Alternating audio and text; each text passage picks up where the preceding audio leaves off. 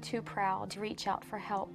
Don't be worried about what the neighbor will think or your family. Just get your child the help they need. Sometimes it's the hard road to take, but the hard road is nothing compared to living with the fact that your child is no longer with you. There's hope and help at drugfree.org. Hi, I'm Jim Koski, and join me Mondays for Life in the 906. Good evening, everyone. I'm Kevin Hodge. Tonight on your WZMQ 19 News, a dangerous situation in Atlanta, Georgia, when two planes collide on the runway. We'll have the latest on the incident. Plus, Escanaba lays out a 5-year plan for their municipal marina, which includes installing a fish cleaning station and other upgrades. And later, we're live in Philadelphia to get reactions following tonight's debate between Kamala Harris and Donald Trump. Your 19 News at 11 starts now. Live from the UP, this is WZMQ 19 News at 11. Just a little bit of rain today, and I don't think we're expecting any more for a while. Air, what can you tell us, my friend? Well, pal, we do have some sprinkles. We could see some tomorrow morning as well. I'll time those out for you. At the moment, some isolated thunderstorms as well heading along US 2 before it makes way for Canada. And then right now, temperatures in the 60s. We'll expect them to be those low 60s down into the 50s tonight, but fairly mild conditions. And then winds coming out of the south, nothing too gusty, but we could have some breezes tomorrow. I'll go all over that after the break. All right, thank you, Aaron. I'm glad we're pals. All right, terrifying moments on the taxiway at Atlanta's Hartsfield-Jackson International Airport when two passenger jets collided. No injuries are reported, but the smaller plane was badly damaged. Omar Villafranca tells us more. A run-in on the runway. Just after 10 this morning, Delta Airlines Flight 295 was taxiing for a trip to Tokyo. We just hit something on the taxiway. Could you tell us what it was? Delta 295. When its wingtip clipped the tail of a Delta regional jet that was sitting on an adjacent taxiway. The whole tail of that CRJ's off. The impact almost took the smaller plane's tail completely off. When it happened, like, we all freaked out. We thought we ran off the runway. And then all of a sudden, it was a bigger plane, took our tail out, and it was bad, man. It was bad. We were scared. Some passengers on the bigger plane, like Stephen Shelton, said they barely felt the collision. The whole plane vibrated. You know how when you hit a really deep pothole and the whole, like your whole vehicle kind of like bounces? It was basically that. There were no reports of deaths or injuries. Shortly after the mishap, the smaller plane's 56 passengers who were headed to Louisiana were evacuated from the plane. According to the FAA, the number of serious runway incidents in the first 6 months of 2024 have decreased 62% from the same time last year. Delta says there was minimal impact. The NTSB is investigating the incident. Affected passengers were rebooked onto other flights. Beginning today, a new regulation from the Food and Drug Administration goes into effect, requiring all mammography facilities in the U.S. to notify patients of their level of breast density. Advocates say the information could potentially save lives. Nicole Skanga reports from Washington, D.C.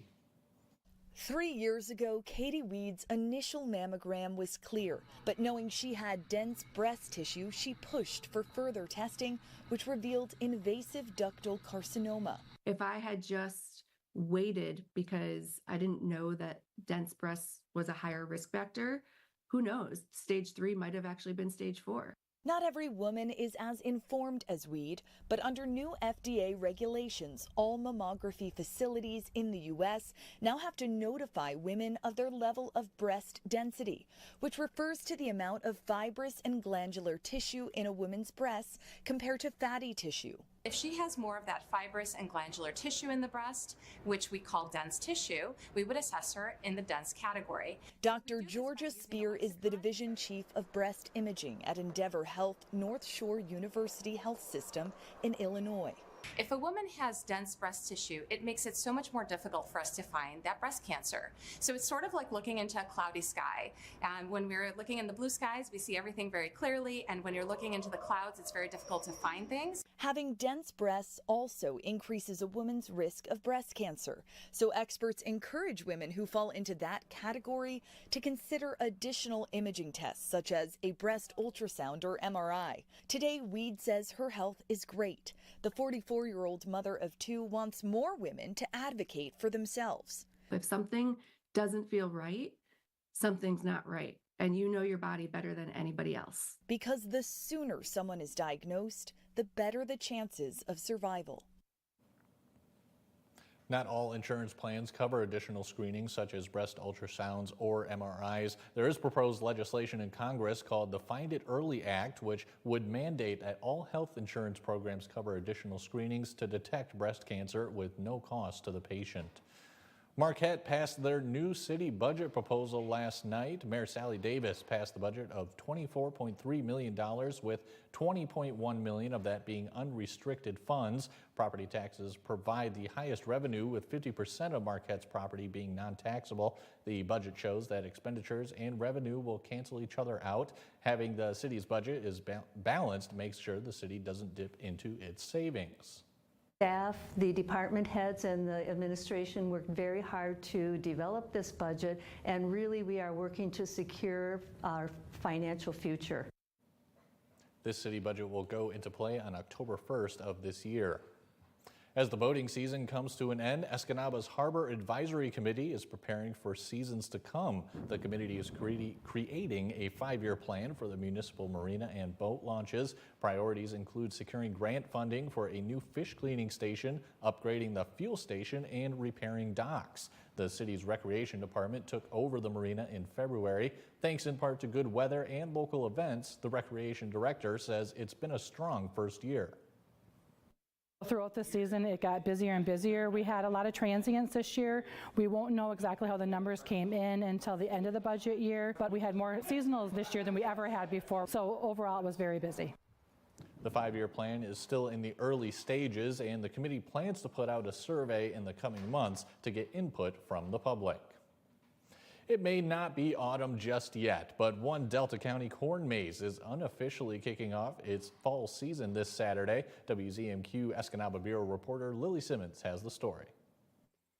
While many are still hanging on to that last bit of summer, Hayes Corn Maze has been in a fall mindset for several months. In the spring and summer, of course, we plant our corn and our pumpkins. And about 2 to 3 weeks before we open, we start doing all the decorating and preparation. This year's Adult Corn Maze, sponsored by NMU for the university's 125th anniversary, is full of twists and turns, dead ends, and Maze Master quiz questions hidden throughout. We have tickets and you properly punch them, and once you do, you get in for a drawing to win cash. There's also a smaller, kid-friendly maze, concessions, and plenty of activities for families. We have pumpkin bowling, duck races. We have Hay Mountain, which is a whole lot of fun to climb. Kids have a blast on that. And don't forget to take the hay ride to the Outback, where we shoot apples at a boat that's floating in the water. And back there you can pick pumpkins. Plus corn friends rooms available to large parties and a barn full of animals. We have all kinds of goats, baby piglets, a boar pig, and 2 sows, our peacocks, and we will have kittens for sale this year. The corn maze has become a special tradition for many, especially the owners, who can't wait to welcome guests for their 23rd season. It brings families together and friends, and my favorite part is when people come back with their children and then again with their grandchildren. I just love sharing our property with people, and we've been very blessed, and we love to bring people out before the snow flies. Hayes Corn Maze will be open Saturdays from 10:30 to 6:30 and Sundays from 12:30 to 6:30 through the end of October.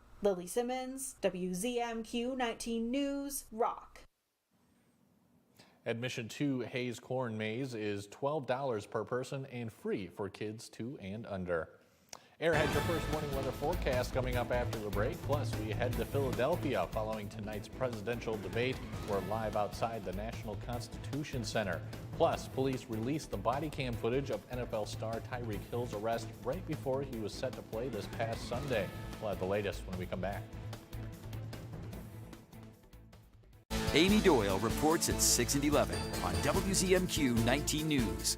The Shortlist, a countdown show that's all sports. See the greatest names and the greatest games in all sports. Top 10 miracle finishes, top 10 comebacks, the 10 greatest women in sports. Want to see who's number one? Watch all the way to the end of the show. Sports fans love it, and you will too. That's the short list, counting down the top 10 of everything in sports. Only from SSN, the Cindy Sports Network. Tonight, Colbert's Live after the debate with John Dickerson. We'll have all the post-debate news like who won, who lost, and did anyone get slimed? On the Jennifer Hudson Show, Magic Johnson shares legendary stories. This is Michael Jackson. I said, this is not Michael Jackson. So I hung the phone up. So his brother called me. That was really Michael calling you. No! Plus, Nicole Avant's powerful memoir. I hear her every day.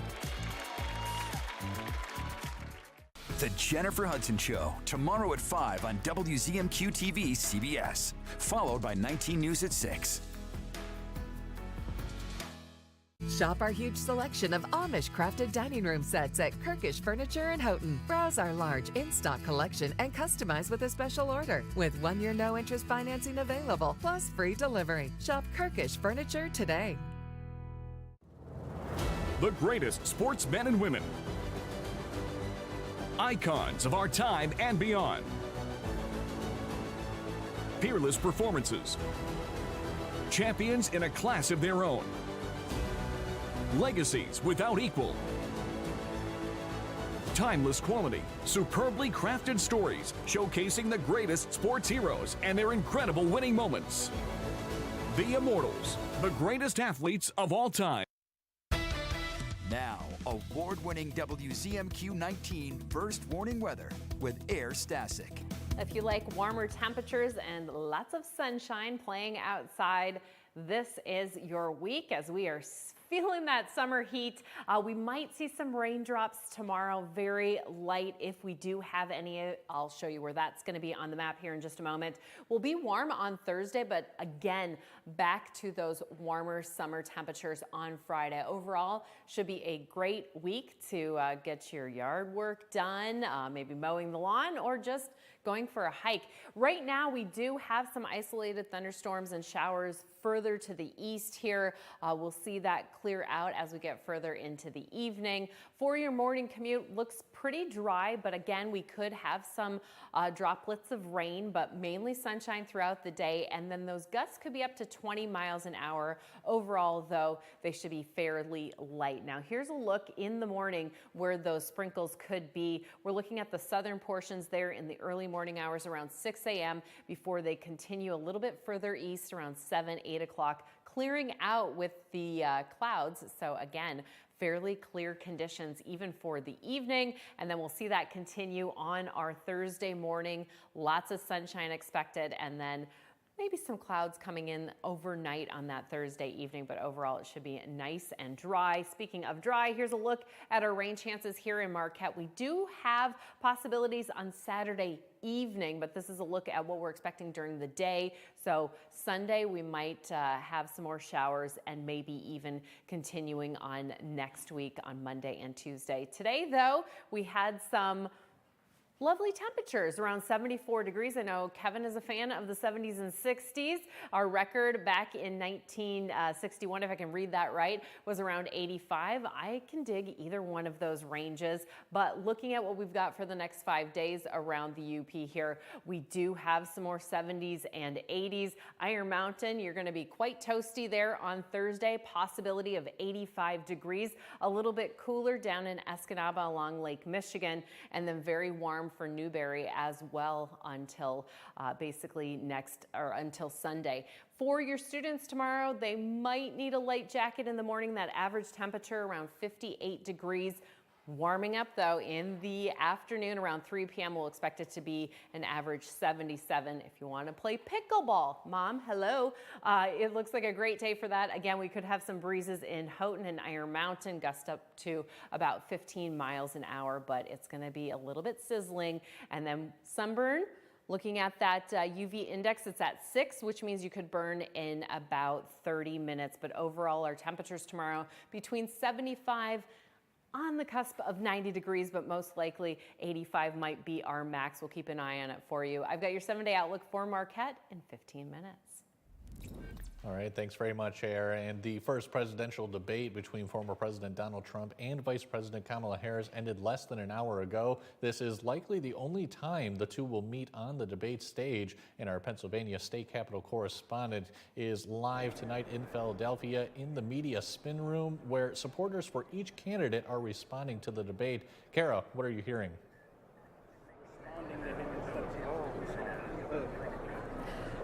Hello, Kevin.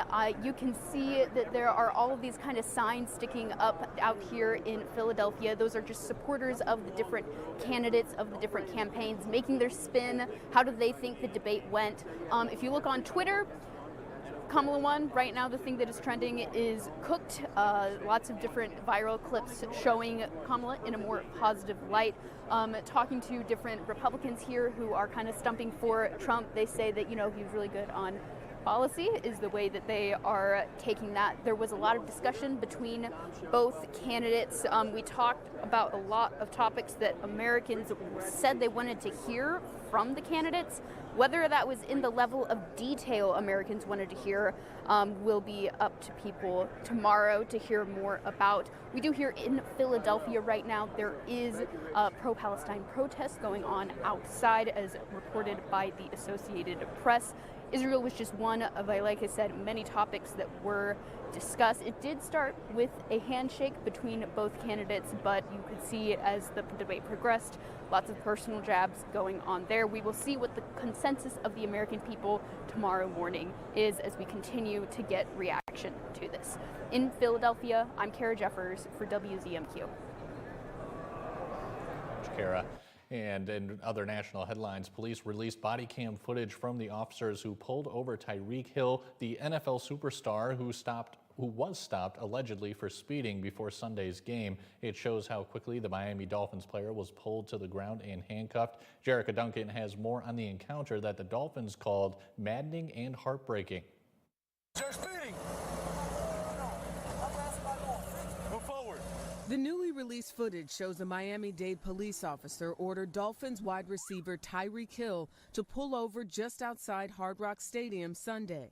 Hey, don't knock on my window like that, man. Why don't you have your seatbelt on? Don't knock on my window. Why don't you have your seatbelt on? Knock on my window like that, no. After handing the officer his license, Just get my ticket, bro, so I can go. I'm finna be late, gang. Do what you gotta do. Hill then rolls his driver's side window back up while officers demand he keep it down. Hey, keep your window down. Keep your window down. I'm gonna get you out of the car. Then at least one officer swings open Hill's car door as at least two others force him to the ground. Get out. Get out. Damn. Hey, Drew, I'm getting arrested, Drew. As he lies face down, one officer appears to have one knee on his back as he's handcuffed. All right, bro, take me to jail, bro. Do what you gotta do. The officers then bring Hill to the sidewalk and order him to sit. But Hill resists, citing an injured knee, prompting one of the officers to come up behind Hill, wrapping an arm around his chest while forcing him to the ground. I just had surgery on my knee, bro. I just had surgery on my knee, bro. I just had surgery in your ears when we told you to put your window down. Bro, chill, bro. Moments later, two of Hill's teammates pulled up to the scene, including Jonnu Smith. Hey, man, they got Tyreek. The cops over here beating on him, man. And Calais Campbell, who would eventually also be handcuffed. Put your hands behind your back. Both Hill and Campbell were released in time for the team's matchup against the Jacksonville Jaguars. There was a lack of cooperation from Mr. Hill. Rodney Harrison, a former police commissioner on Long Island, believes officers acted fairly. It unfortunately led to a point where he had to be pulled out of the vehicle, handcuffed, and put on the sidewalk while a lot of different vehicles were driving by, and probably turned to a little bit of an embarrassment moment for him. Hill recounted that moment in a CNN interview Monday night. I wasn't moving fast because, I got injuries. You feel me? I got things that I go through. I guess the officers, they felt like I wasn't doing it on their timing, but I was doing it. But, man, I'm still kind of shell-shocked from it, man. I'm embarrassed.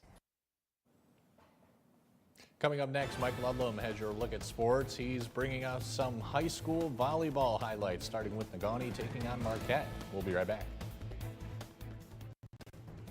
Some places talk about being local, but we actually are local. Our family started Superior Collision 18 years ago, and we're still the ones who own and operate it today. No big company name, no outside investors. We are all Marquette, and we're going to stay that way. We are part of this community, and we are proud of the work we do. You can choose to go to a corporate body shop, or you can stay local and go to Superior Collision, Marquette's local hometown body shop. At the Alzheimer's Association Walk to End Alzheimer's, this is why we walk. This is why we walk. They're why we walk. And you know what? This is why we walk too. We walk in the Alzheimer's Association Walk to End Alzheimer's because we're getting closer to beating this disease. But to get there, we need you. Join us. Hey! I thought it was just a rash, but it had a bullseye ring around it. My doctor said it was a tick bite. Luckily, we caught it early. Ticks found in tall grass around your home can spread Lyme disease and other illnesses, which can lead to chronic health issues. The CDC estimates nearly 500,000 people across the country are diagnosed with Lyme disease each year. I didn't understand why my brother was having so many asthma flare-ups. Sometimes he couldn't breathe. Turns out a roach problem at home was triggering it. Allergens left behind by dust mites, roaches, and rodents are a major driver of asthma attacks, especially in children. When I had a fever, body aches, and fatigue, I never thought it would have been West Nile virus. All it took was a mosquito bite while gardening. Mosquitoes spread West Nile virus and many other diseases, and they can breed in standing water around your home. Protect your family from pests. Get the facts at pestworld.org. You're watching WZMQ 19 News, live and local, with Kevin Hodge. Good evening, everyone. They met in a preseason scrimmage about 3 weeks ago. This time, it counts for real. Negaunte's volleyball team visited Marquette this evening. We'll pick up the action in set number 1. And Madison Peckrell gets one swing, and then Teresa Anderson, Janelle Raudiola, Madison Peckrell off the block, 3-2 Miners. Next, Marquette's turn. Cece Fuller, Kendall Chipalewski will set Brianna Anderson, and bang, that one's pretty solid. Ball bounces off the basketball backboard near the ceiling. Negaunte, though, still has the lead 9-4. Next, for Marquette, Jaylee Delis. Rogan Ruska locates Grace Filizzetti, and she puts that one down cross court. Miners still have the advantage at 10-6. Good hustle from Marquette on this next point. Raudiola over on the 2, and check out the dig here by Jaylee Delis. Whee! One-handed with the left hand. Bo Richardson keeps the ball in play. Miners content to push the ball back, but the timing is off on the set. And Negaunte had a 14-7 lead. They won the first set, but Marquette took care of business after that. Sentinels take this one 3-1. Hop in the car. Let's go to Westwood, where the Patriots were taking on the green and white of the Jeffers Jets. Second set action here. And Haley Markham will get the soft kill off the Melanie Briggs set. Jeffers, though, has the lead 8-2. Next, for the green and white, it'll be Celia Randall. Over to Taylor Hainanen, over to Montana Hainanen. And they keep the ball in play, but that's good enough to get the point. Jets up 11-4. Now we'll pick up this point after the coach cutaway here. That always makes it a little entertaining. Olivia Letson, Maggie Johnson, Melanie Briggs, nicely placed. Jeffers still had the advantage, though, at 15-8. Time to get a point for the green and white again. It'll be Celia Randall to Taylor Hainanen and Regan Kinnunen. That works pretty well. Jets up 16-8.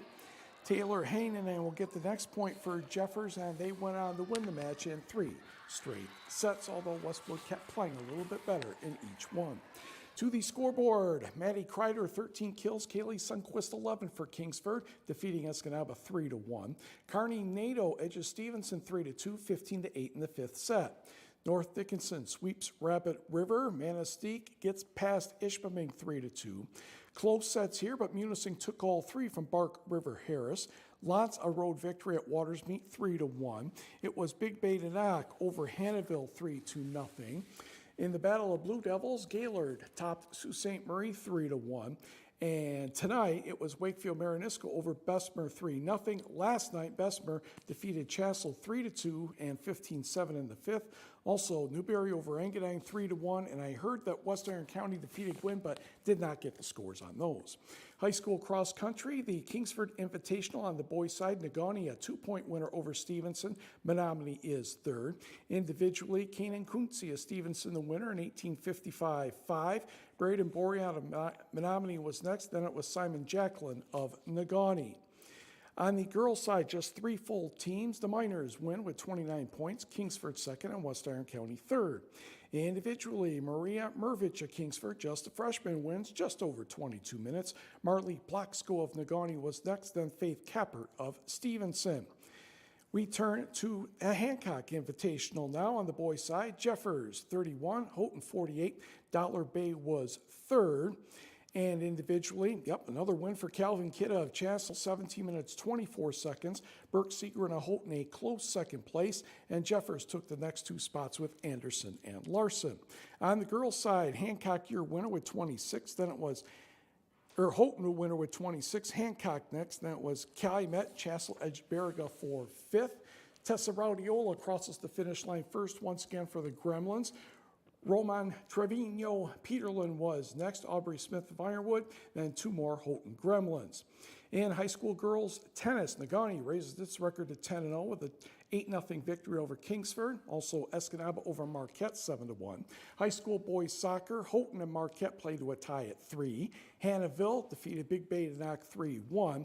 And Sault Ste. Marie had a doubleheader today, and it didn't go very well. Kingsford 8-0 over the Blue Devils, and Iron Mountain squeaked by with a 1-0 win. The NMU men's soccer team has started the season 2-0 with road wins over Northwood and Quincy. Wildcats head coach Alex Spadovic is pleased with the victories and the culture of his squad. Now a big test comes Thursday afternoon as the Lewis Flyers visit the Wildcats. We're just in recovery mode. We're in game prep mode for Lewis, and then obviously Thomas More on Saturday. So it's just kind of building off of that. Energy is not going to be very difficult. I think it's all about recovery and making sure they're physically prepared to play on Thursday. We've got a Final Four team coming to home. It's our home opener. There's not much more you need to say as a coach. Thursday's match with Lewis begins at 2 p.m. Saturday's contest with Thomas More starts at noon.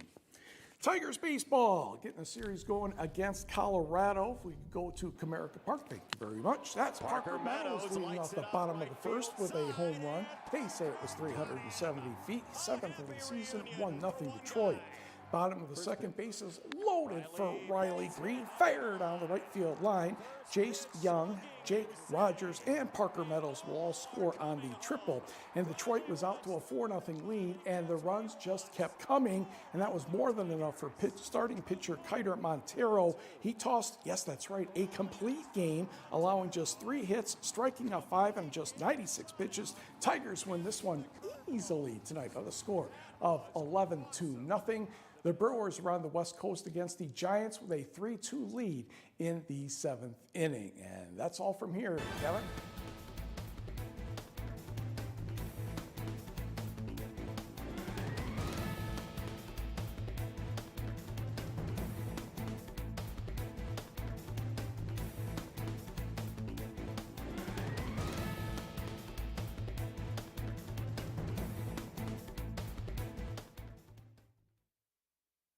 Chips or cracks, we've got your back.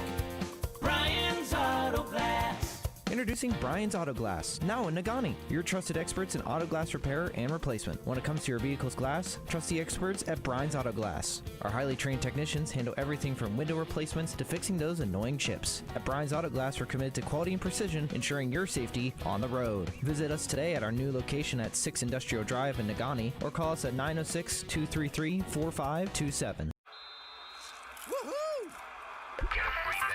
Gambling ads are getting pretty hard to ignore. Bet now. Free bet. Bet now. Free bet. Bet for free. Bet. Free bet. Free bet. If you choose to gamble, make sure you play it safe. Bet now. For tips that will help, go to don'tregretthebet.org. A message from the Michigan Gaming Control Board.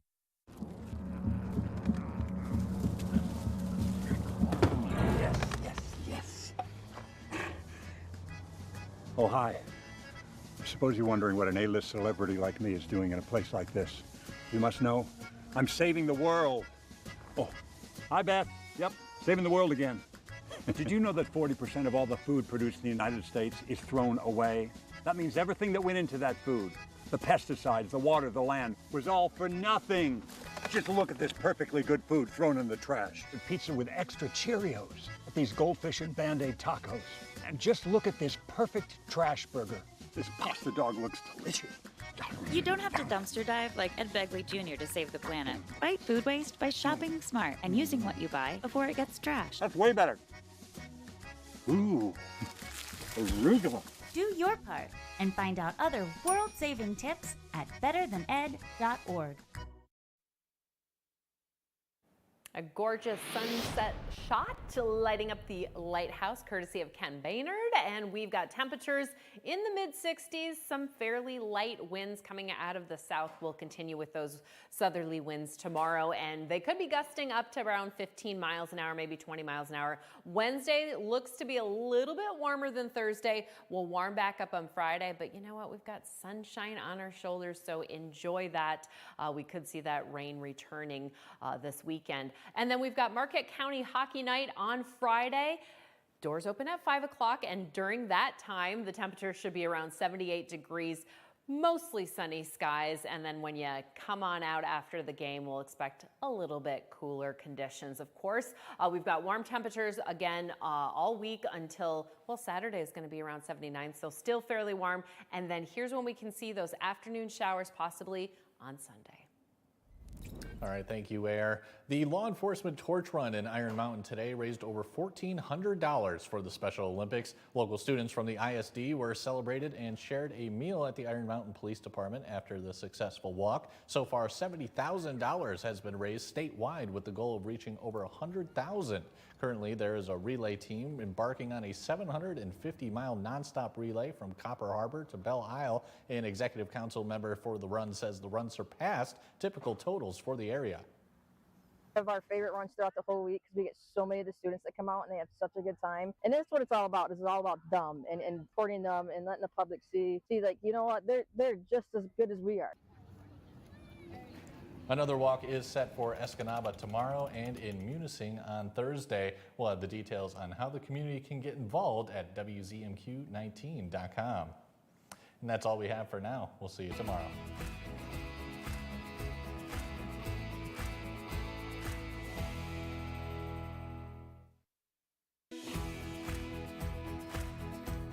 19 News is brought to you by Kirkish Furniture. Are you looking for a trustworthy publishing company to publish your book? Covenant Books is an author-friendly publisher who shares your passion and beliefs. Call us today and we'll send you a free author packet to help get you started. We provide a full range of publishing services. Covenant